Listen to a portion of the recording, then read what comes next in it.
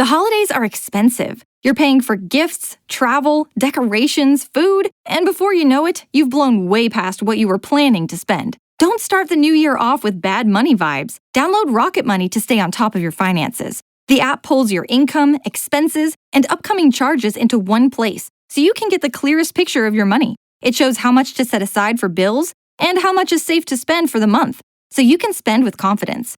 No guesswork needed. Get alerts before bills hit, track budgets, and see every subscription you're paying for. Rocket Money also finds extra ways to save you money by canceling subscriptions you're not using and negotiating lower bills for you. On average, Rocket Money users can save up to $740 a year when using all the app's premium features. Start the year off right by taking control of your finances. Go to rocketmoney.com/cancel to get started. That's rocketmoney.com/cancel. rocketmoney.com/cancel. Well, everybody, that's it, official. A Labour government at last, eh? Now we'll keep the pink flag flying high. 18 years of Tory misrule. Oh God, I never thought I'd live to see it, eh? The People's Party in power at last. Cheers. Cheers. Jamesy, did your gyro come today? No. I blame that bastard Labour government. Not much anymore. Give him a chance, the flip's not even in the door yet. The honeymoon period is over now. We want results. Welcome to Quiet Right, the politics podcast that is more Bad Bunny slamming it than Kid Rock miming it. I'm Alex Andreou. And I'm Naomi Smith. We're here to take out the heat, but add to the light, and to do it in a way that empowers you to take actions that really make a difference. We're not here to find the angles, but to try and understand what is happening and why. And we do it with you, not at you. So shake out the brolly, hang up your Macintosh, and help us begin another Quiet Riot.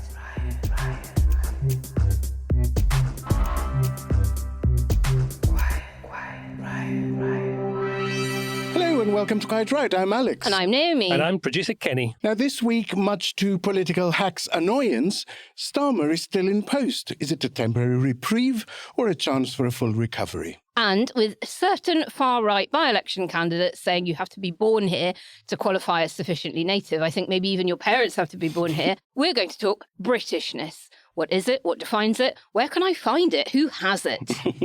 To help us with all that and more, making his proper debut on the show, it's MP for Loughborough, Jeevun Sandher. Welcome back, Jeevun. Oh, thank you so much for having me. It's incredibly exciting to be here in a proper professional podcast studio, which I've never been in before. So this is great. Jeevun, when you meet people for whom English is not the first language, or indeed, let's be honest, Americans, do they struggle more with the pronunciation of Loughborough or with its county, Leicestershire? Definitely Loughborough. Really? There's a great TikTok video where an American looks very stressed and he keeps calling it Loughborough and he just can't get around it.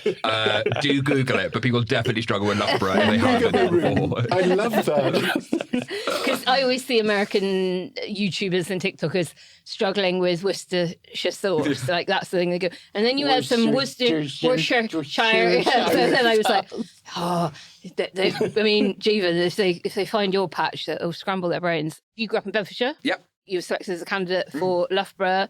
What do you love about it? Well, I did grow up in Luton, and in about 2022, I thought, look, I quite want to enter politics. I'd actually had the idea for quite a long time, but I thought I wanted to.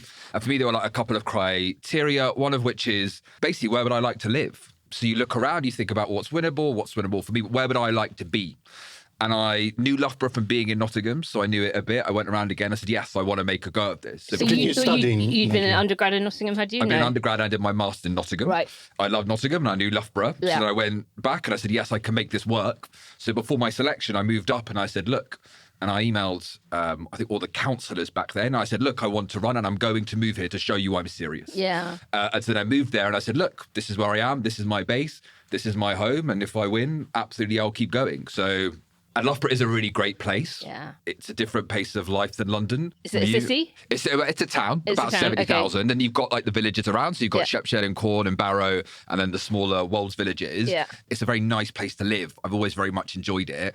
The constituency itself is a fascinating microcosm of the East Midlands and the country. Yeah. So much that Luke Trill, you might have seen, had a piece in the Sunday Times And Loughborough is the second or the joint most bellwether seat in the country. Yeah. Basically, Loughborough keeps voting for the winning party. Yep. Oh, right. Because it reflects national demographics incredibly well.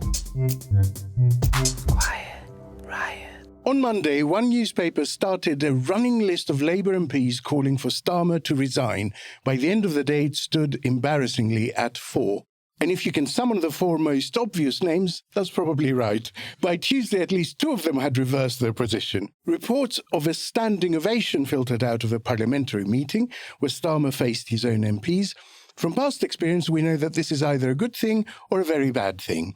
The Prime Minister, it seems, is safe, announced a slightly deflated Chris Mason in his 4th piece in 2 days, adding a Bond villain-esque, "for now." Had the danger been slightly exaggerated for clicks, or had Starmer really teetered on the brink?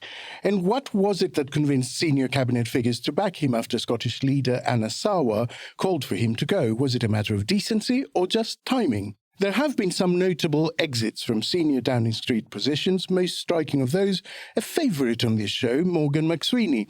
Is the ship sinking, or is this an opportunity, finally, for a real reset? I've accepted responsibility and apologised for the mistakes that I made. But let me say this, Mr. Speaker. Morgan McSweeney helped me change our party and helped me win a landslide election victory, which delivered for them the smallest Tory party in over 100 years. And what's her great achievement? To make it even smaller. Can we not?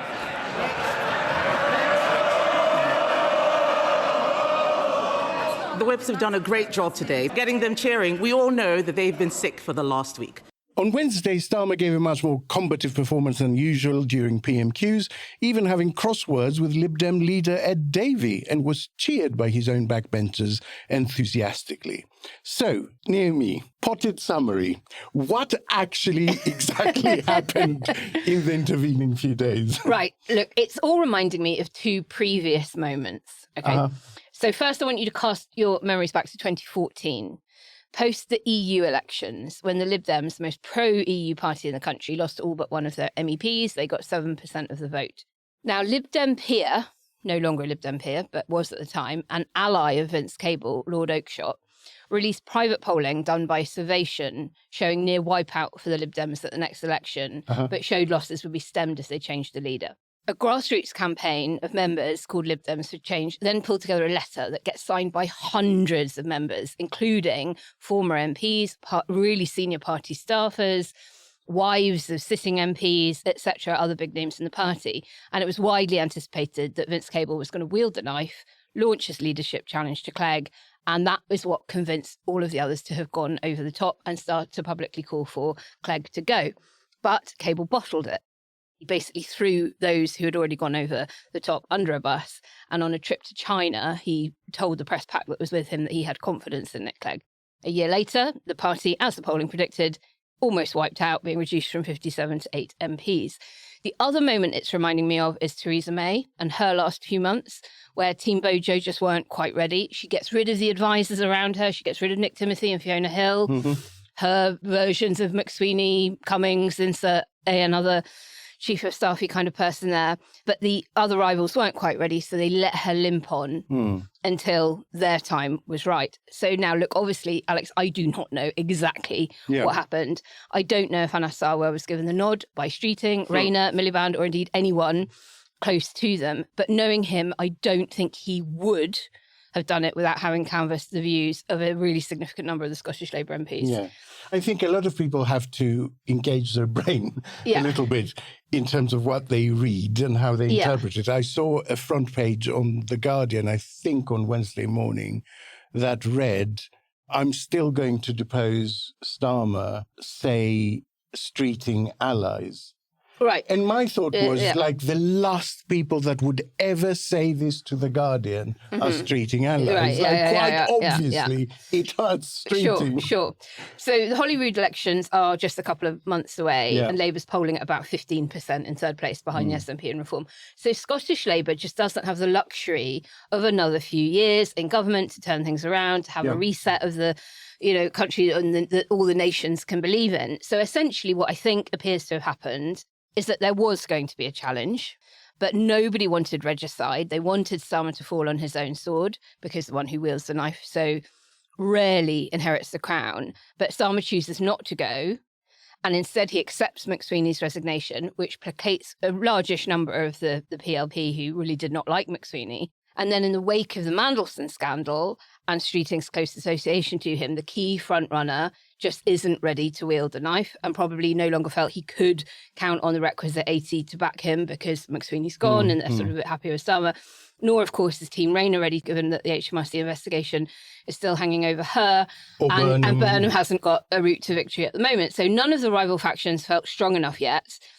And so one by one, they all then row in publicly to back Starmer. Starmer then holds a meeting of the MPs and by all accounts does a really good job of convincing them that he's still the best option that they've got. Right. Jeevun. Yes. You were there. I was there. Right. So, first of all, as a new MP, like, how does this all sudden tectonic plate shift feel like to you? And what was the meeting like? I mean, one thing is that the place can have a mood, which is interesting, right? And you could almost feel the mood shift immediately. So the moment that it was Nina Anas was going to do a press conference, was an impromptu press conference, and then the fact that he was going to call for that to happen, you could feel the mood change. You could feel everyone being like, oh God, we don't really want this. And actually, no one I spoke to was kind of like, I'm really excited this is about to happen. Everyone was like, oh my God, we really don't want this. We don't need this now. Definitely not. We've got by-election in 3 or 4 weeks' time, probably 3 weeks' time now. You've got the Scottish election, the Welsh elections. So there was definitely a sense of tenterhooks. And then basically, of course, like very quickly, all the cabinet come out. So to your point about whether it's stated or overstated, I mean, fundamentally, look, what are the maths? The maths are you need the confidence of 220 MPs to govern. And there is far more many MPs that supported Keir Starmer on the day within dozens of minutes, if not less than that. So it all ended very, very quickly in that regard, right? So it's just kind of like, a lot of emotional turmoil, but within a very short amount of time. And then you have PLP, and I think the Parliamentary Labour Party meeting, for those listening, to give you like a sense of the room, that obviously people might not go there, but Committee Room 14 is quite a big room, and it could probably see 100, 150. There's a lot more of you than that. Exactly right. So everyone's crowded in. People couldn't get in after 7 at all. I know MPs who were stuck outside. I was like crouched on a little thing with like just a slight view forward. Yeah. And obviously everyone's kind of, there's a slight, I suppose, nervous energy. Keir does come in, he does get a standing ovation, and then he gives probably the best speech I've seen from him. I think there were bits of the conference speech last year which were as Very good, yeah. But the whole totality of it, you really felt every moment. Notably, he did have a script, but he didn't really look at it very much at all.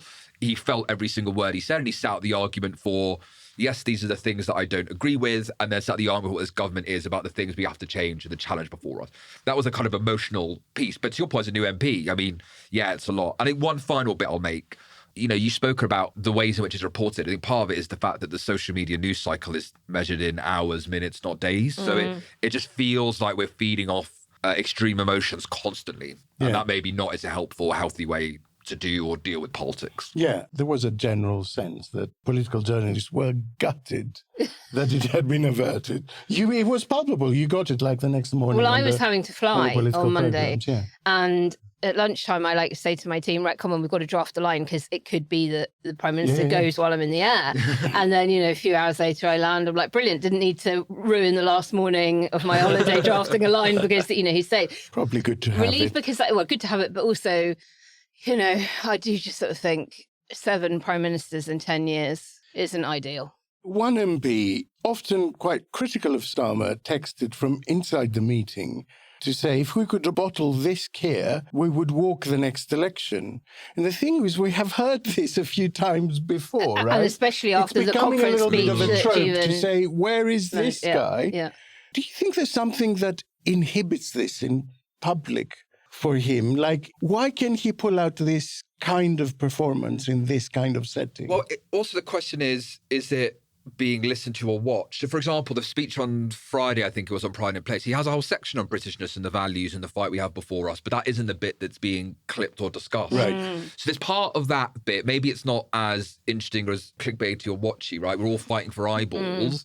And the other side of it is, I've seen him do it in public as well. So I think the question is the rest of the public seeing it in the way that we see or seeing as much as I see it? And that's a question. I can't speak for Keir, but for myself, there's this whole thing about you have to be authentic, which I agree with. But it's quite difficult and challenging when you live in a world where every single thing you say or do is caught, can be clipped, etc. You're always, I think, slightly conscious of it, and trying to free yourself from that shackle from a personal perspective isn't always the easiest thing to do. Right. Naomi, reset, we say, reset. Yeah. A reset effectively is an attempt to get the public on side, right? Because the public hasn't taken to Starmer. No. I mean, I think that's fair to say. His favourability ratings are not good. Is there anything encouraging in the polling below the top line that he can use to build the comeback on? It's the obvious question to be asking if you are coming at this from a perspective of he has won the battle and the war, rather than he's won the battle, but he's still probably going to go in May. If you accept that maybe he isn't going to go in May, or that there is something that he can do between now and May. If you're in his team, it's essential that you operate on that basis anyway. Right, exactly. Right? So, look, when we look at the polling, we cast our minds back to May 2024, Labour's polling at 45%. 2 months later, general election, depressingly and historically low turnout, Labour manages to get a third of the popular vote, just over a third. And this Ming-Vase strategy of say very little in order to hold together quite a wide-ranging anti-Tory voting bloc was meant to be that, a route to a landslide victory, after which the true plan would be revealed and could be very easily implemented given their huge majority. And I think progressive voters are beginning, or have felt now for a while, that there wasn't this big plan unveiled. And you talked about how deeply unpopular he is. You've got negative 56%. That's kind of equal with where Liz Truss was. Most voters polled this week think he should resign. Burnham is a clear 13 points ahead. And this is where I think it does get really interesting. Why is he so much less popular than even Boris Johnson and on level pegging with Truss? And I think the answer is, slightly to Jeevun's authenticity point, Johnson ran on get Brexit done, and then he delivered a disastrously hard Brexit that his core vote wanted. Starmer, on his leadership race, runs on 10 pledges, which broadly maintained continuity with the Corbyn era policy direction on things like economics and public services, but distanced himself from Corbyn's leadership style. So that's why the media dubbed it Corbynism without Corbyn. But he hasn't delivered on that. And given the red meat that the core vote want, Johnson gives his core vote the red meat of getting Brexit done, and Starmer hasn't yet given the progressive voters their red meat, what they want. He's annoyed progressive voters and failed to convince an increasingly radicalised right that he's on their side either, despite very tough immigration policy, shredding the international aid budget. So in terms of any kind of comeback, I do think that the best thing he could be aiming for right now is the centre-left pivot. But whether or not it's too little too late to even pull that off, we'll have to wait and see. There are some peculiarities in the data, right, in that the Labour brand more generally is doing slightly better. So if you look at areas like dealing with climate change, improving the NHS, improving education, reducing cost of living, international relations, international trade, even managing the economy, Labour are actually ahead in those areas. So what explains that gap? What explains that dislike for Starmer? Well, I can offer like a theory on it, right, which is not going to be complete, but we are living in unprecedented times and we sometimes don't really feel and understand that. Record high numbers can't afford a decent life, and it's worse than austerity, and it's worse than Brexit, and it's worse than COVID, and they can't see a way for their children to afford a decent life or live a decent life. So when people are asked to describe the prospects of the next generation, the top words are always worried, frustrated, fearful, anxious. You know, they don't see a route forward. You're living in a world where you're interacting on your screen and kind of all you're seeing is intense anger and extreme emotions constantly. Yeah. Anyone stepping into that governing frame is going to have to deal with that all at once. And understanding people are very, very frustrated and very angry. Like, there's part of it that when you become an MP, you become a different person to other people. And I'm still very surprised by how there's a normalised level of abuse and anger towards politicians by virtue of them being a politician, which I don't think was normal before. Yeah. There's part of it that just goes, well, Or they had no route to get it to you. They just internalised that. Even if they did have a dislike of politicians, they didn't have a device in their hand that they could bash out a hate letter to you on. They had to go and find their green ink and a bit of paper and a stamp and post it to you at the House of Commons. And now it's changed. And maybe importantly, they can also distinguish which politicians would give a shit about it and which wouldn't. Yeah. And so that, I guess, becomes the next question. Has it accelerated, do you think? Or is it that people have different expectations and a shorter patience span with a left-of-centre government? I think it's accelerated. I don't know if it's a left-of-centre problem. I'd be interested in Carney's approval numbers, for example. I'm not sure what they are. But I think it's definitely accelerated. And I think the problem is also this is a decades-long problem. Like, we're talking about growth, and we talk about it a lot, and growth is what you need. But there's a whole other part of this problem, which is even if the economy was growing very quickly, people's lives aren't necessarily going to change in the way that we might expect them to. You know, since the 80s, across high-income nations, people are just unable to afford a decent life, fewer and fewer people. You agree to get a good job, and then actually you become a young person, you can't afford a home. And you put those things together, and it's just very difficult for people to see a way forward. And that frustration is just building and building. And then you've got this supercharged kind of social media cycle on the side that's just accelerating. Yeah. Carney's approval ratings are really good, by the way. I just Googled them while you There's one point I think +26%. it's probably worth making just on the Starmer front, because the position in Scotland is that Labour should be absolutely all over the SNP, who have held sway in Holyrood for 18 years. And any country that's had a governing authority of any sort for that period of time, you know fine well that the government authority, the moths are going to be eating at the very fabric of the government.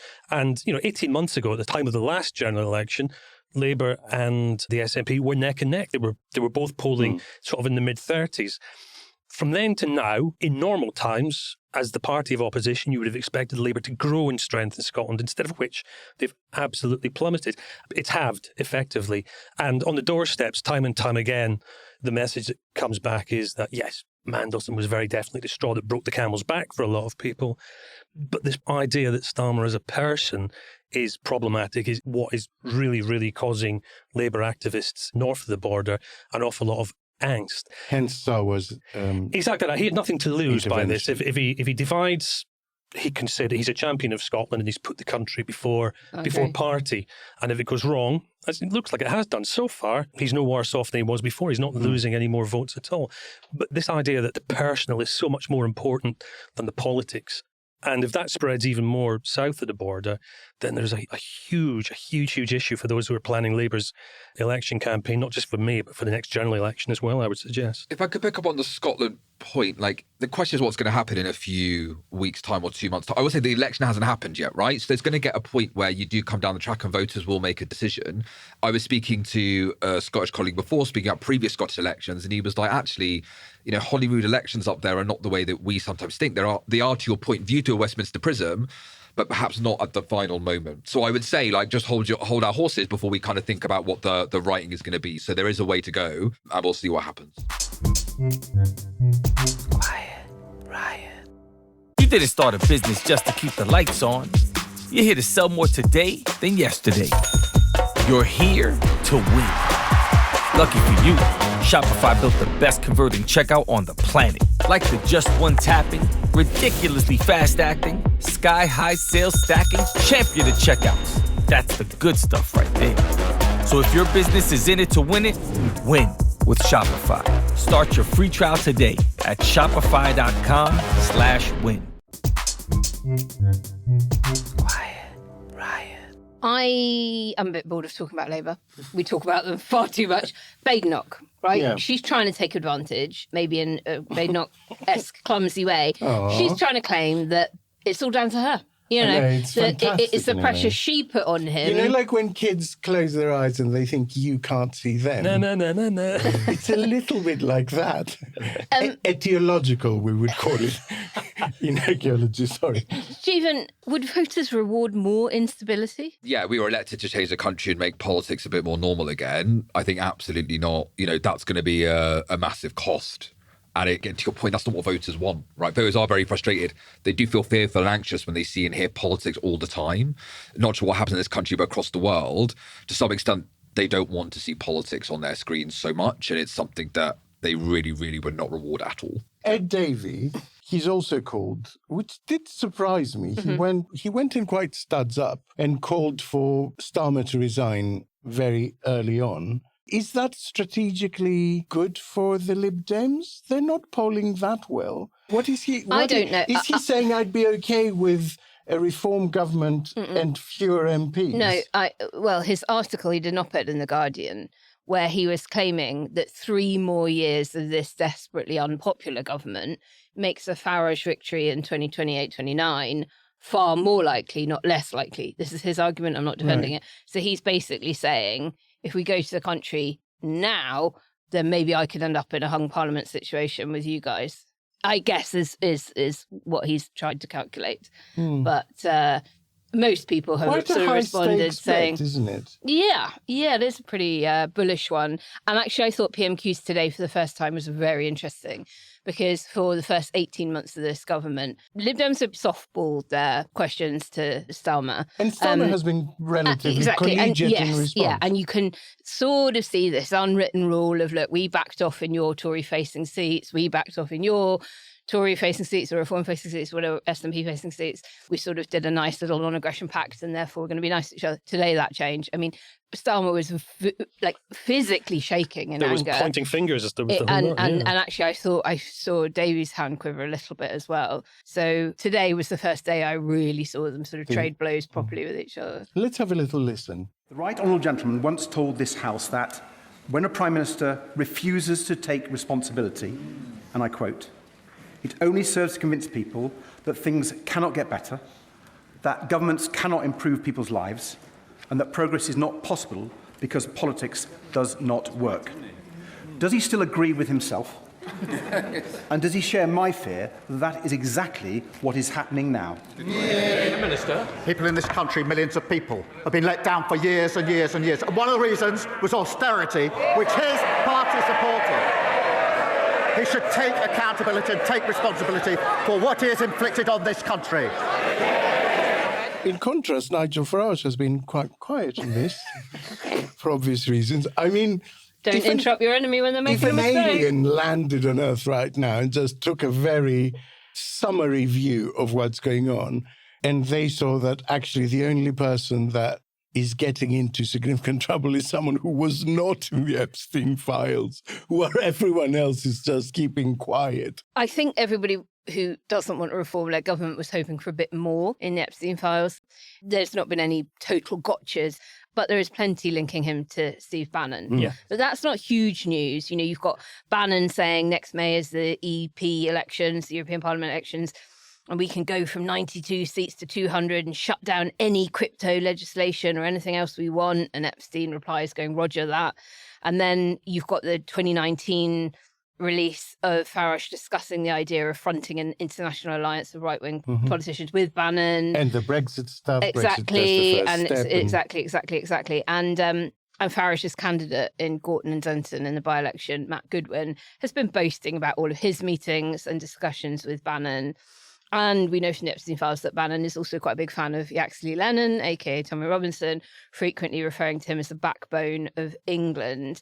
But I think why we're not hearing much from Farage is because why interrupt your enemy when they're making a mistake? He's letting everybody else's psychodrama play out in the hope that it deflects the sunshine from disinfecting his links with Bannon and Bannon's links with Epstein. Jeevun, to put you on the spot, if you could wave a wand and introduce, let's say, 2 policies that you think would go a long way to quickly transforming Labour's position in the polls, what would they be? What would be your lowest hanging fruit? Look, I think there's 2 things, one of which is creating good non-graduate jobs, the other one's directly putting money into people's pockets. Because basically, to cut a long story short, I think it is affordability, right? That's where you're at. And so sort of people's QE, that idea. I wouldn't go that far, because I would say that, like, you know, look, the energy bill's like £150. Now, people might say, like, you should be more ambitious about that. That's fine. But you do need to put cash directly into people's pockets, because it is that bad. Like, you've really got to understand just how severe it is for people. And again, we just don't understand how difficult that is. So I think that's the thing. Like, you do just have to get cash to people. And in the longer term, you have to create good non-graduate jobs outside major cities, because those are people who are really struggling at the moment. They've been struggling for decades, but it's even more difficult now. And that is construction, and it is public sector jobs. It is nurseries, it's nurse practitioners, it's all the good things that you need. But in this new era where technology helps people who are graduates, which means you've got these good jobs concentrated in cities, but not a lot elsewhere. Yeah. And that's why you're seeing populism rise, not just here, but across high-income nations, precisely because of this problem. You've got to do the short-term fix in the sense that you've got to just provide a bit of relief. Then you've got to do the big thing on the other side, what you're doing. And I'd say this government is doing that in terms of, yes, clean energy, in terms of, yes, the 1.5 million homes, so yes, nurses and doctors. I will take points about people say you can go further and faster. I hear that. But that for me is that, you've got jobs on one side, you've got cash on the other, off you go. That's interesting. Can I just throw a third option in there? Because you've addressed two policy issues there, and hitting people in the pocket in a positive way, can't disagree with that at all. But from that personality side, from that perspective of the humans that were involved in all this, isn't it a phenomenal opportunity for Starmer to actually start some genuine electoral reform? Obviously starting with the upper chamber, because he's got a free pass on that right now.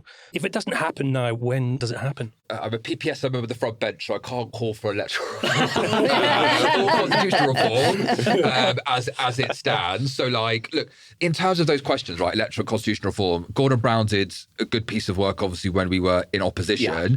What I would say is whatever you're going to do, plan and think it out, and what is the thing you want to see, for example, out of your second chamber, right? So if people are talking about that, in terms of elected second chamber, for example, then also be aware of the fact that does mean there is going to be a slower sense of legislation because they're going back and forth. Budgets will be different. The way the country will be different. Similarly around PR, I've said things previously about PR. One thing I would just slightly caution on, people kind of sometimes say, well, if it's just PR, you would get this anti-reform majority. And I'm like, look, I just wouldn't hope your electoral system is going to bail you out of your political situation. You've got to win the politics, right? Irrespective of the electoral system. And given where the numbers are, you've got a right bloc and a left bloc, but they are relatively evenly matched.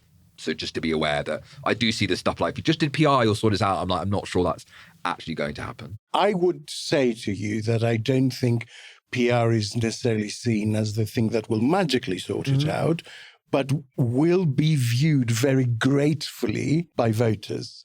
So I think it has the potential to both change the mechanics, but also to change voters' attitude towards Labour because they're doing something genuinely radical. That's a completely fair point. And I think I've seen polling about there being more support for electoral reform. Shut up. When I take all the arguments correspondence, I think those are completely fair arguments to make. It does strike me sometimes that maybe more shamelessness is actually required, that there hasn't been enough adjusting to the current environment.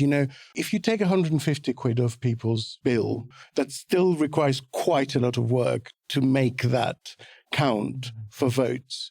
Trump knows why he sends a check signed in his name to everyone. And I know that seems cheap and tacky, but we are in a very cheap and tacky period. And sometimes you just need to see the signature on the check coming to you. A check coming to you, here's 500 quid from Keir Starmer. Bribe works. I think we should have that when we use the NHS. So whether you've seen your GP or you've had a procedure or a scan or a test, you should get a receipt. You get the bill and it goes, triage, 800 quid, stitches, 100 quid, stitches out, 50 quid, whatever, total. And then amount to pay, 0. To your point, it's a wholly different information environment. Yeah. The £150 for energy bills, for example, not that many voters know about it. I know it seems like we talk about it a lot, we do. It's not breaking through as much as we would like. To your point about the NHS, sometimes there's a sense in which we go, when the state does things well, we just kind of discount it. And when it does things badly, we just kind of go, isn't it awful? Well, that's exactly it, And I think that's a really, really good point. People used to sit down and watch the 6 and 10, and now they don't. So how do you get people to realise, and hey, if you've got a piece of paper in your hand saying, here's the money, or here's the benefit, these are I'm not arguing for indecency, but maybe more front-footedness. Right, Naomi, what is your call to action for Well, listeners? I'm going to come off the back of what Jeevun was just talking about and Kenny's prompt on it around constitutional reform. I believe by the time this show goes out, although who knows, that an elections bill might have been laid tomorrow as we record this, so Thursday. Yeah, Thursday. And if there is something missing from it that you think should be in it, write to your MP about it, let them know. So we'll try and do a bit of a précis maybe on Sunday in Sunday school to give our view of the good things that are in it, where it needs to go further. Yeah. But, for instance, if you are particularly fed up with the House of Lords this week, if you think that votes at 16 is a terrible idea because actually it should be 12, then write into your MP about it and let them know. So can we give a link for how to find the contact details for your local MP? Yeah, of course, yeah. Good. Quiet, Riot. Quiet, Riot. And now it's that time of the week when we bring you a brief update from the front line of cultural collapse, where we identify which latest object, children's book, or weather system has been inexplicably captured by the hard left. It's time, of course, for Wokie Dokie. Wokie Dokie.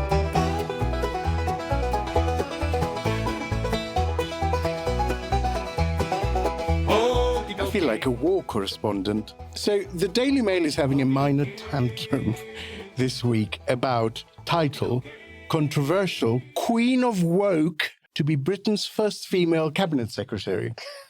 This is about the fact Dame Antonio Romero might replace Chris Wormold, who is widely tipped to be heading out of number 10. And reading the piece, to be honest, I'm not entirely sure her sole transgression is not that she is the first female to be up for the job. Let me read you a little bit from it. A controversial Mandarin, I love that, dubbed the Queen of Woke, is being lined up to become Britain's top civil servant in another last-ditch attempt by Sir Keir Starmer to salvage his premiership. You see? Drawing her in, making her complicit. Yep.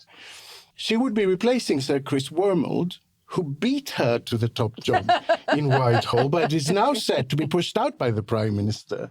And again, it's like he got the job under some completely different system where it was fair and he beat her, but now she's just being handed it. But I was tantalized most by the fact Queen of Woke was being used in quotation marks through the piece. So I looked into it. Okay.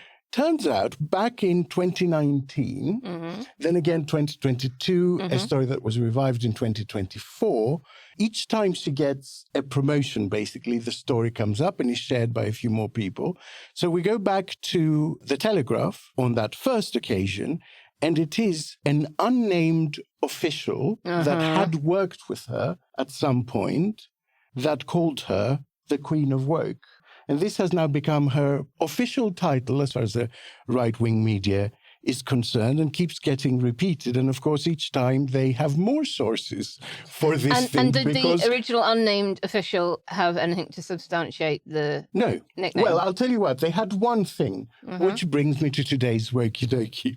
So the thing that seems to, by the way, each time she's being lambasted for having had a promotion, it is an unnamed official who used to work with her and someone from the Taxpayers Alliance. I'm not saying they might be the same person. I'm just flagging it up. Okay. Every time it's those two sources.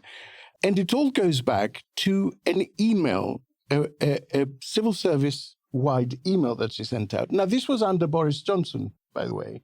Boris Johnson got a very senior civil servant, 6 of them, each to be a champion of something. And she was the champion for women in the civil service, and someone was a champion for LGBT rights in the civil service, and someone was a champion for racial equality, etc., etc. So it was part of their job.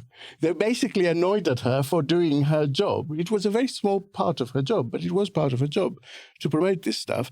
And she sent out an email saying we should have more meaningful understanding and visibility for women going through the menopause. That is the original reason she was... Wait, so is the menopause woke? Yes, I think so. Hot flushes are woke. That is where I'm going. And you just try and stop me. So this was the original sin that caused her to be named Queen of Woke, which has now become apparently her unofficial title as far as the Mail, the Express, the Telegraph, etc. are concerned. And it all goes back to this email saying, just be aware some women might be going through stuff. So yeah, there you have it. I mean, the serious side of it, I guess, is that some insecure, sexist, right-wing dickhead somewhere whose willy shrivels a bit every time they're near a woman that's good at her job is affecting this person's career in however minor a way. Like every time she advances a little bit, this story resurfaces for the last decade. Which must be just horrible. It needs nothing other than the label, does it? It's as simple as that. And they're putting it out ahead of a choice being made for a fucking reason.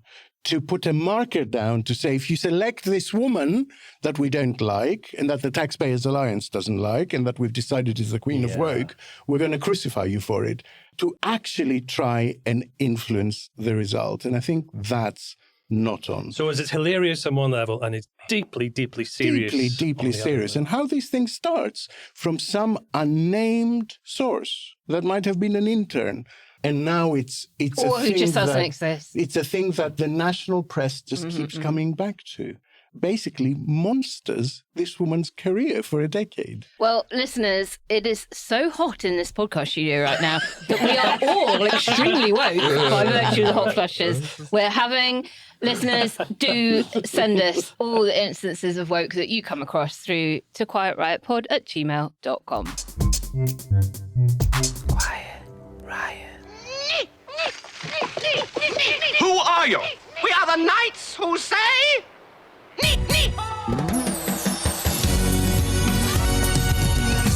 We shall defend our island, whatever the cost may be. We shall fight on the beaches. We shall fight on the landing grounds. And he's got to go to Middlesbrough and get something. And I'll tell you, honestly, I will love it if we beat them. Love it. So how come every Friday night we end up here, eh? Because that's what you do, huh? You go out, you get tanked up on lassies and you go for an English. Yeah. Slight soggy bottom there. You're joking. Not another one? Hello, Alex. This is the mood board for the next edition. Sex, bitch, aristo, sex, punk, whore, bitch. Pussy, lesbian, punk, tar. Slut. Oh, but Alex, with lovely shoes. Oh, yes. Britishness is one of those things that everyone knows exists, but no one can quite define without starting an argument in a pub. Is it queuing, apologising when someone else bumps into you, pretending you don't really follow football, while emotionally collapsing every 4 years? The right would like to tell us Britishness is a bloodline, a border, a vibe you're either born with or you're not. But in reality, it's always been messier, funnier, and more human than all of that. Stitched together out of accents, rituals, shared crises, shared jokes, and a collective belief that things might be terrible, but we'll muddle through together. Patriotism at its best isn't about excluding people, but recognising each other. It's the quiet knowledge that the person next to you on the bus, in the Gurdwara, the pub, or the queue at Greggs is part of the same story. That's exactly why Britishness is worth defending from those who want to shrink it down to flags and fear. Because once patriotism becomes nativism, it stops being love of country and turns into resentment management. So today, we are going to ask, what is Britishness? Who gets to define it?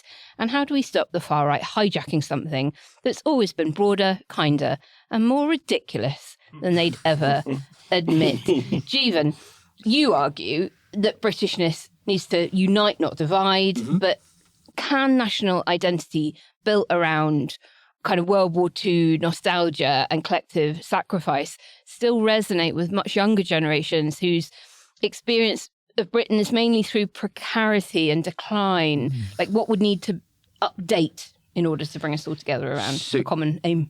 It's a really good question. I think the thing that you do is you hark back to your ancestors and their greatest achievements, and then you build upon them and you put aside what you didn't like so much about them, right? So I would say, look, the modern version of Britishness, of our values, which are like us standing together, being kind to one another no matter what you look like, and never giving up, which I think is Churchill's really big message of that.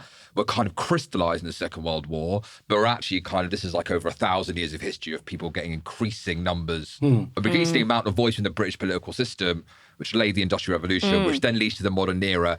But it keeps changing through time. So Britain today is the least racist nation on earth. But obviously back in the 40s and 50s, there were some very racist attitudes around. That was pretty normal to be racist. It wasn't normal to not be. Now, all of a sudden, our nation has changed. So you can hark back to your ancestors. But for every single one of us, the question is, how do you both renew, contribute, and help to define Britishness for future generations? Britishness is a living ideal that will always change, and it constantly moves through time. You know, our understanding of Britishness today will no doubt change in the next 5, 10, 15, 20 years, but in ways that are positive and ways that hark back.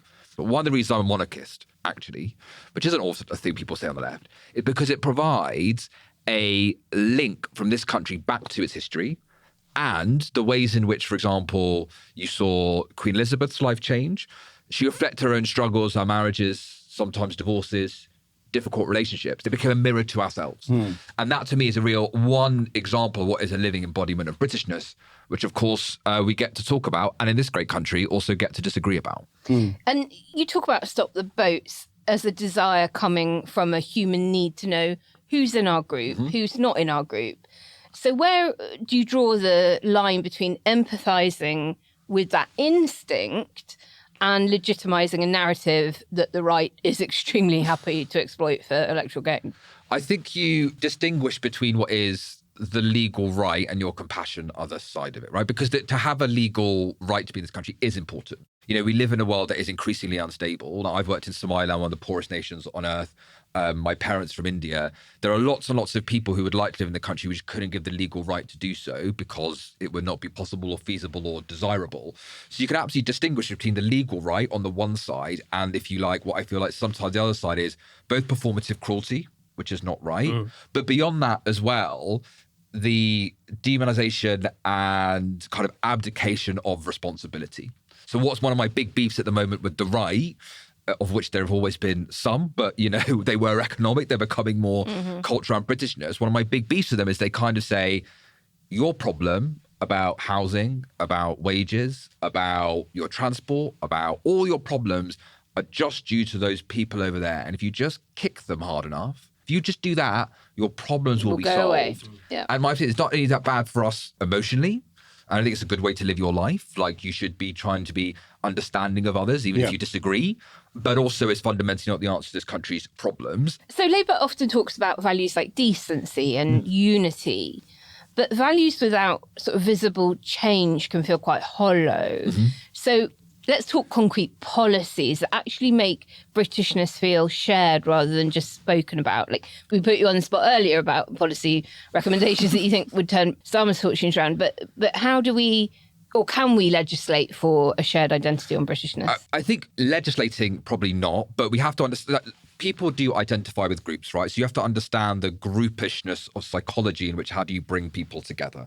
We are in a group called being British. Right. And there are groups underneath that under which we all sit. So some people will live in London, for example, be graduates, live in certain parts of the country, be part of a group that does sport, whatever, these groups. There is a whole group called Britishness. Now, how do you bind a group together? Part of that is about shared moments. So the reason why the Olympics, royal weddings, all those national moments, the traitors are really important is a moment where the entire group is coming together. And it is very, very important. It's also why national days, I think, should have a greater prominence than they do. And a United Kingdom Day, which is about how you all celebrating this one moment. That's how you bring people together. Points of contact, just literally seeing, speaking, understanding one another, which is declining because we live in very different places. So you can legislate for the improvement of local areas, community hubs, high street renewal, I think that's a fair way to put it, actually. Yeah, there are, or you can spend money on, I suppose, a better way to put it, right? But there is something, interpersonal connection does matter.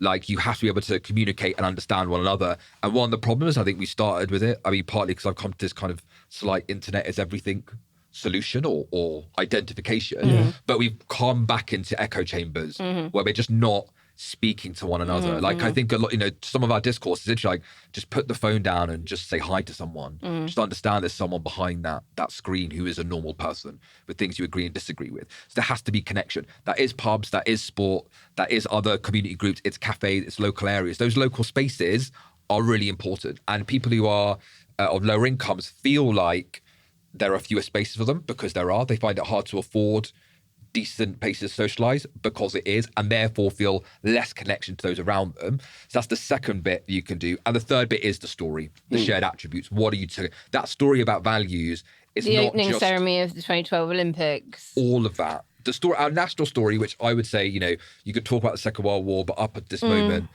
all of that does matter because then you have a shared sense of values you're cohering around, and you need that as well. So you need those three key moments. You need moments that bind together. You need community spaces where you are actually interacting with one another, and then you need values and a shared set of attributes by which you can all come together. And that's the groupish psychology behind it all. Quiet, riot. Quiet, riot. Alex, I don't believe you're a Brit yet. No. How do people coalesce around Greekness? Well, it's interesting because I was going to say that I think the element missing from what you're saying is geography. Mm-hmm. That is also quite important. And I think the reason why Britishness is probably more complicated than most is because the geography was so much larger than it is now. So people find it difficult to understand that your family also comes from a place that used to be part of the empire, even if it's not now. And so actually, geographically, you are linked in a way that people maybe refuse to acknowledge. Well, for Greece, we claim ancestry of people before they were any coherent sense of Greece. You know, they were a set of city-states that, you know, hadn't coalesced into any kind of Hellenism or Greekness, but we claim them by virtue of geography because we live in the same space that they did. We speak the same language. I find it interesting how often concepts of Britishness are used against me. If I'm speaking to someone Irish and they disagree with me, then instantly I am as British as anything. If I'm speaking to a Scot Nat that disagrees with me, then I'm English to the core, when I'm neither of those things. And if I'm speaking to an English person that would like me to sling my hook, then I'm as far away from Englishness and Britishness as could possibly be by virtue of not having been born here. And so there is something, I think, that's missing underneath. It feels to me like there's a conversation we're not having about fostering and nurturing things like art and language and music, because those are the things that, on the whole, bring us together and give us a collective identity. And they are always the things that are malnourished during periods of austerity. You know, they're always the grants that disappear. And until I hear someone positively articulate the importance of those things, the importance of those music grants and theatre grants and art subsidies, my sense is that you as in British people, don't really get what Britishness is about, because everything you reference will be Shakespeare and Elgar and, you know, the statue in Trafalgar Square. And where are the next ones coming? Where is the next big statue that will define you coming down the pipeline, and the next composer that will define you coming, and the next playwright that will define you coming down the pipeline? If you don't fund that stuff. Because everything you say, I agree with, but there's another level in, you know, speaking as an outsider and looking at other countries and trying to work out what I think defines them. I'd say, you know, France defines itself quite heavily through political philosophy and the state, obviously, in France. Germany, particularly since unification, constitutional order and historical reckoning, big part of what defines Germany internally and looking in. And then somewhere like Brazil, which is much more culturally dependent, you know, cultural fusion, Portuguese language, and actually the vitality, there's an emotive element to what defines Brazil. There's no checklist that applies to every country. I can't pick a checklist out and go, I can talk about culture meaningfully because of a set of boxes. And I think that's one of the beautiful things about it. There's no checklist, but you kind of know it and you can replicate it. Like if Brazil stopped funding its carnivals, that would create a big cultural problem for Brazilian identity in 10, 15, 20 years' time. If France stopped funding its program at the Sorbonne because it is so dependent on its literature and the French language as a defining element, it would struggle in 20 years' time. And you know, this is a country that is really good at picking out the things in the past that define it, and then really sucks at funding the same things going forward. I think it's too high. I do. The art and culture point, I think, is absolutely fascinating. It's not one I've really thought about in much detail. We all love Shakespeare, right? But we don't spend a lot of time actually watching and reading Shakespeare because our everyday life and culture. So what's noticeable to me is that when we're talking about other nations, we're talking about the everyday culture. And I'm saying that, like, the everyday culture is, my mate Sophie Jenkinson would call, like, Mr. Blobby patriotism. But I would say it is, like, taking the piss out of each other, queuing very well, incredibly good signage, something very, like, efficient and quiet and self-mocking about being British. I do agree with, like, arts and culture, and I do think it's a good in and of itself.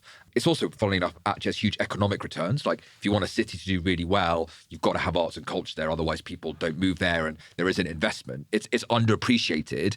But there's another part of our culture which I'm most worried about, which is pubs. Me too. Like, that is actually a serious political problem because you're not meeting together. And in this room we spoke about reform, UKIP increased support in areas where pubs closed down, where people stopped having a place to go, and the increase in support for a populist party who said, don't worry, I'll provide you connection, meaning to your life, because they couldn't connect with other people. Yeah. And that to me is a huge problem. And also maybe lost the art of talking to each other and disagreeing with each other. Right. It's a 21st century version of a church in many ways, isn't it? There are parallels there. There's community, a sense of belonging, people that will help, and it comes with terms and conditions attached. But at the end of the day, it's community, isn't it? And you used to go to it after church. Absolutely. Yeah. And there's a reason for that. Kenny, I grew up in Northern Ireland where the term British is incredibly loaded. In fact, my husband still points out that I will often say British. I won't say any other word in my other accent other than British. So as a Scot, a Dalriadan Scot, what might qualify Britishness in Scotland as distinct from Scottishness? Or English? Jesus. I mean, that's what you call the big question. Is it sectarian, like it is in more or less in Northern Ireland? No, it's not. I mean, look, answering this sort of question is definitely the sort of answer that's likely to get you disinvited to a couple of dinner parties in Edinburgh and probably a couple in Surrey as well. In Scotland, I would say, this is only a personal opinion, that Britishness is mostly civic. All right, so it's institutional, it's constitutional. It's not cultural, it's not emotional. That's another side.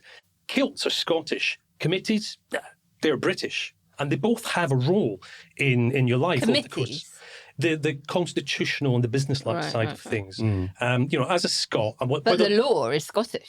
Yes, with large parallels with law coming out of England, but Scotland has its own law, it has its own variations in tax, it has its own variations in broadcast. There are definitely elements up there which are different, but a Scot can still feel entirely culturally Scottish, but feel British, whether they agree with it or not, in terms of citizenship, in terms of rights, in terms of defence, in terms of, you mentioned, Naomi, shared sacrifice, particularly in the First and Second World Wars. You get much less disagreement about that as being something divisive. Honestly, the monarchy is divisive on both sides of the border for the same reasons. Economically, Scotland is British at this point in time, okay, terms and conditions again, whether people in Scotland like it or not. The Treasury, the UK single market, those are incredibly British things, and lest we forget an economic history in Scotland that dates back to 1698, the Darien venture, when Scotland sank a fifth of its wealth into a Panama plan that sank Scotland and turbocharged the Union. So Englishness and Britishness bleed into one another in England because the demographics work that way. Although, listeners in Cornwall, Northumberland, for example, might have something to say about that. But that dynamic doesn't apply in Scotland. A Scottish cultural identity tends to sit side by side with those elements of Britishness. We get to own Bond and we get Rab C. Nesbitt. That's the joy. Yeah. Is there a sense of a lack of respect emanating from England for the other constituent nations? When you spoke to Naomi last time, we got a couple of people saying that you seem to be using Britishness and Englishness sort of interchangeably almost, because that's your sense of Britishness, and it might be different to someone as an English Brit. Yeah, right. And the truth is, look, because I live in England, this is much more my experience, right? But what I would say, look, Britishness is made up of a group of those four nations, and all of them have a part to play. And the truth is that the reason why my cultural references won't necessarily cross in that way is simply because I'm just a lot less in tune with it. I've been to Scotland and Wales, but I've never lived in either of them. Yeah. But whereas actually people who are Scottish and Welsh would have that. But I think you would see the same kind of regional play or even national play from other parts of the United Kingdom. So, for example, the Cornish identity is very, very strong, as you may be aware. Oh, we are. They write in. They write in. My colleague Perrin will tell you very much about it, right? We love you, Cornwall. And so there's a whole set of other tradition there as well, which is part of a British story, which I'm not as well equipped to articulate as others are. Well, I was going to ask you about that, because if Britishness really is silly sausage Britain, pubs, football, curry, how do politicians talk about it without sounding either really cringe or really patronising? And are politicians even the right messengers at all? Should there be other voices kind of trying to help us shape our shared identity of Britishness? So yes, other voices and other thinking, because you need the thinking. Thinking is only done by the interplay of ideas. Like, you can go away and, think by yourself, but fundamentally it's when it comes to contact with other people that it matters. So yes, that's for all of us. But we have to articulate as politicians what British is, because this will be a contested dividing line for our society and our politics. More crudely at the next general election, more crudely at point in Gorton and Denton, but more broadly as a country, there is a really deep fundamental question for us. Like, do you want to heart to what I think are the best traditions of this country and build on them going forward? A country which says it's the way that you live that matters, not where your great-grandparents were born? Or do we want the kind of ethno-nationalist sense of Britishness that is coming out of reform and those people on the far right and the radical right, and it's not the centre right anymore. It's not the conservative version. I mean, he basically, Matt Goodwin has inferred that the king isn't British. It's bonkers, yeah. Churchill isn't British, right? Because he says in this Telegraph piece, he goes, how could people who've only been here for a generation or 2 generations possibly have the knowledge or the ancestral knowledge of this country? But it's a definition of British that would exclude Churchill, for example. And Boris Johnson. So, this is kind of the crudeness that it gets to, right? And you'll notice another element that when people like that in particular talk about something like Britishness, they talk about it in a relentlessly positive way. History isn't all good. Colonialism, slavery, the bullying that's gone on in all of our names under that flag. There are stories to be told. And exclusion works on the visual. That's correct. When people shout at me, go back home P word, I don't stop to have a conversation about them. Actually, I'm Greek. About the fact that I'm actually Greek.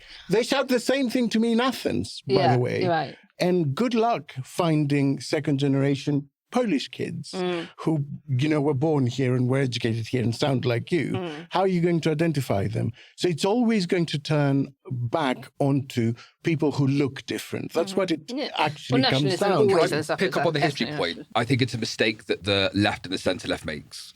The sins of the fathers and the grandfathers should not be visited upon their sons and their daughters. Like, no one here is responsible for those things. And as a point of fact, in our own kind of DNA and makeup, given the the ways in which human beings have interacted and frankly reproduced together, all of us in our history will have slaves and slave owners. Like, that is a matter of genetic fact. That's where it is. And I do think it's a mistake. And there's a thing that people often talk about when they talk about the actions of the British Empire. And I would say, well, yes, you can absolutely criticise the things that happen, but don't hold on to that guilt because it's really not your fault. And the story of human history is not one of peace and kumbaya. It's not of human rights or of nations coming together well. The story of human history is of conquest, exploitation, and often extermination. Genghis Khan was not drafting the UN Charter of Human Rights. But we don't turn around and say, well, shouldn't the Mongolians feel like this? We shouldn't do that because these are things that happened. The point is that we're able to build upon the successes of previous generations. But I don't believe anyone today should feel guilt or shame or responsibility for something that happened centuries ago. And all of us share in that genetic and human heritage. I think there is something between feeling guilt and shame and acknowledging that you've had a leg up. There's a big gulf between those two positions. You don't necessarily have to feel guilt and shame. And I would also distinguish the continuing sins. For instance, I understand and respect the fact that you say you're a monarchist. But in my view, as a Republican, small r Republican, maintaining a system of aristocracy in a House of Lords, etc., embeds the idea that there are different classes of people by birth. Some people that there are people who are born to particular positions, and also perpetuates a really weird feudal system of land ownership, to be honest, which I think is even more of a problem. Well, we are getting rid of the Lords, the peerage peers, right? Yeah. So that is happening. But I'm just saying there is another category where you can look at ongoing sins of the father and maybe distinguish those and say that we like the monarchy for these things that it offers the country, but that doesn't mean it must continue unchanged in the future to also own half of Cornwall and half of Wales as a kind of present to the prince when they reach the age of majority. Those two things don't necessarily go together, right? Well, look, that's a particular point. I mean, the Crown Estate, it's not a point I've really thought about in much detail, to be honest with you, at all. I take the point about those two bits of it, right? I don't think I actually have. I mean, this is a shock you're going to hear from a politician say this, but I don't necessarily have a great answer to hand on that. I've never No, but really we thought love about that on a this problem. show. That is the whole point of this show, is that we absolutely embrace. Do you know what? I don't know. We don't try to bullshit our way through everything, and Honesty we really is something appreciate. that's very much appreciated in these because four there are walls. too many podcasts out there that just have this sort of definitive. We know best. Jeevun, you need to give our listeners a call to action on all of this. Yes. What can they do to, build community resilience or love thy neighbour or a shared sense of Britishess? What have you got for us? Put your phone down. Yay. And go talk to normal people. Okay. Really the big thing, and go to the pub and try. What if you don't drink? You don't have to have Alcohol go to a free is a cafe. thing. Alcohol free. Yeah. Actually, quite often, so I go to pubs in my constituency. I quite often now have a non-alcoholic pint, simply because we have to put it in everything else, and I don't necessarily want to drink at whatever time. And they've got better, actually, non-alcoholic drinks. They're much better, like a much better at a cafe or anything else. And I think the harder thing to do, which I also struggle with, is to understand that your political opponents online are not your enemies, and they're human beings who share with you a characteristic of being part of this country as well. But that is a difficult thing to do, and I think all of us struggle with it. Well, there you heard it, listeners. If you are listening to this podcast on your phone, get to the end and then put it away. Listen Put to it the in a adverts drawer all the for a way little through, while. first of all. That's how we get our pennies. Yes. And then go to the pub. Your name will also go on the list. What is it? Bond. James Bond. Hello, campers. Rise and shine. Well, it's a beautiful Martin's morning, and we've got lots of Martin's fun in store for you today. Breakfast will be served in half an hour. And now for a little blessed relief, our weekly spotlight on a story that fills one with an unfamiliar, warm, slightly discombobulating feeling. Is it mild constipation or is it hope? It's time for Grin and Share It. Good news is welcome to me. Bad news is hell come to me. Good news. Do-de-o-do-lo-do, I want good news. What have you got for us, Naomi? A very woolly citizen's arrest. What? So a thief was caught by police, but only after he was caught by a herd of llamas. Actually, this is, I think, probably in your wife's neck of the woods, Derbyshire. Okay, good. Right, so it was dark outside, it was winter's night, and a man was alerted to an intruder on his farmland that he owns with his wife, because all of the animals were making a really loud alarm call. And if you ever heard llamas like making a noise, they kind of sound like an old man laughing or something. Like it's quite a raspy, loud noise. And basically, a crook had been fleeing the scene after stealing from a woman. I think maybe he'd snatched her phone or something, or a handbag. And he decided to squeeze through a fence into some farmland. But unbeknown to him, this field is full of llamas who do not like strangers coming into their fold. And 8 llamas galloped over to him as he was running through the field, and they then surround him. I mean, you'd shit yourself. Yeah, right.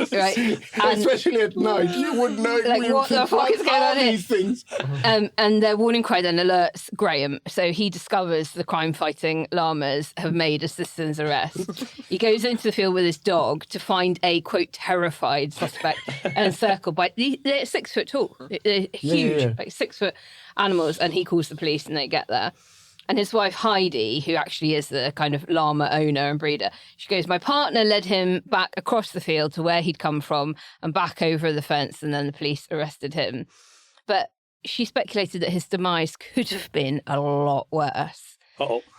If he hadn't been caught by the llamas, he could have gone further into the next field, where he would have been met by 5 huge bulls. Oh, right. And his fate would have been pretty nasty. I thought you He'd were have been gonna say gored to ostriches. death at that Jeez, point, yeah.